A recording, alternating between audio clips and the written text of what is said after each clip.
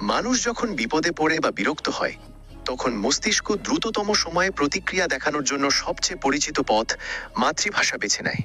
সম্রাট বিক্রমাদিত্যের সভায় এক অহংকারী পণ্ডিতের আগমন এবং মহাকবি কালিদাসের অসাধারণ বুদ্ধিমত্তায় তার মাতৃভাষা খুঁজে বের করার এক রোমাঞ্চকর গল্প। জানুন কিভাবে মানুষের অবচেতন মন তার আসল পরিচয় প্রকাশ করে দেয়। প্রাচীন ভারতের এক স্বর্ণযুগ জ্ঞান, সাহিত্য ও দর্শনের এক অনন্য কেন্দ্র ছিল উজ্জয়িনী নগরী। সেই সময় এই নগরীর শাসক ছিলেন পরাক্রমশালী ও ন্যায়পরায়ণ সম্রাট বিক্রমাদিত্য। তার রাজসভা শুধু রাজনীতি নয়, ছিল বিদ্যা ও জ্ঞানের এক উজ্জ্বল আসর। দেশ বিদেশের শ্রেষ্ঠ পণ্ডিত, কবি, দার্শনিকরা এখানে সমবেত হতেন। সেই সভার সবচেয়ে উজ্জ্বল নক্ষত্র ছিলেন মহাকবি কালিদাস। একদিন রাজসভায় প্রবেশ করলেন এক অচেনা পণ্ডিত। তার পোশাক পরিচ্ছদ, আত্মবিশ্বাসী ভঙ্গি এবং চোখের চাহনি থেকেই বোঝা যাচ্ছিল তিনি নিজেকে অত্যন্ত উচ্চমার্গের জ্ঞানী বলে মনে করেন।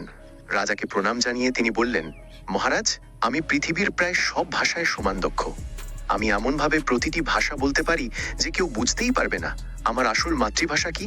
সভায় হালকা গুঞ্জন উঠল।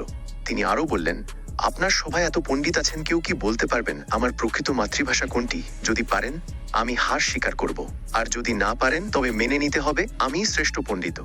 রাজা বিক্রমাদিত্য বিষয়টিকে চ্যালেঞ্জ হিসেবে নিলেন। এক এক করে সভার বড় বড় বিদ্বানদের ডাকা হলো। কেউ সংস্কৃত ভাষায় প্রশ্ন করলেন, কেউ প্রাকৃত, কেউ তামিল, কেউ আবার পারস্য ভাষায়। কিন্তু আশ্চর্যের বিষয়, পণ্ডিত প্রতিটি ভাষাতেই এমন নিখুঁতভাবে উত্তর দিলেন যেন সেই ভাষাই তার জন্মভাষা। ঘন্টার পর ঘন্টা তর্ক বিতর্ক চলল, কিন্তু কেউই তার আসল পরিচয় ধরতে পারলেন না। শেষমেশ সবাই ক্লান্ত হয়ে নীরব হয়ে গেলেন। রাজা তখন তাকালেন তার প্রিয় সভাকবি কালিদাসের দিকে। কালিদাস, তুমি কি পারবে এই রহস্যের সমাধান করতে? কালিদাস মুচকি হেসে বললেন, মহারাজ, আমাকে একদিন সময় দিন, আগামীকাল সকালে আমি উত্তর দেব। সভায় আবার কৌতূহল ছড়িয়ে পড়ল। সেদিন রাতে রাজপ্রাসাদের অতিথিশালায় সেই পণ্ডিত গভীর ঘুমে মগ্ন, চারদিক নিস্তব্ধ। ঠিক তখনই নিঃশব্দে সেখানে প্রবেশ করলেন কালিদাস। তিনি কিছুক্ষণ পণ্ডিতের দিকে তাকিয়ে রইলেন, তারপর একটি সরু খড়কুটো হাতে নিলেন। ধীরে ধীরে তিনি পণ্ডিতের কানের কাছে গিয়ে খড় দিয়ে হালকা করে সুরসুরি দিতে লাগলেন। হঠাৎ ঘুম ভেঙে পণ্ডিত বিরক্ত হয়ে উঠলেন। তিনি অর্ধ ঘুমের ঘোরে হাত দিয়ে কান ঝাড়তে ঝাড়তে জোরে চিৎকার করে কিছু একটা বললেন। সেই কথাগুলো ছিল স্বতঃস্ফূর্ত, অচেতন, কোনো ভান ছিল না। কালিদাস শান্তভাবে সব শুনলেন, তারপর নিঃশব্দে ঘর থেকে বেরিয়ে গেলেন। পরদিন সকাল, রাজসভা কানায় কানায় পূর্ণ। সবাই অপেক্ষা করছে আজ রহস্যের সমাধান হবে। রাজা প্রশ্ন করলেন, কালিদাস, তুমি কি কোনো সিদ্ধান্তে পৌঁছাতে পেরেছ? কালিদাস বিনয়ের সাথে পণ্ডিতকে প্রণাম জানিয়ে বললেন, মহারাজ, এই মহান পণ্ডিতের মাতৃভাষা হলো তেলেগু। সভা স্তব্ধ। পণ্ডিতের মুখের ভাব পাল্টে গেল। তিনি বিস্ময়ে কিছুক্ষণ চুপ করে রইলেন। তারপর ধীরে ধীরে মাথা নিচু করে বললেন, মহারাজ, তিনি ঠিক বলেছেন, আমার মাতৃভাষা সত্যিই তেলেগু। সবাই অবাক হয়ে গেল।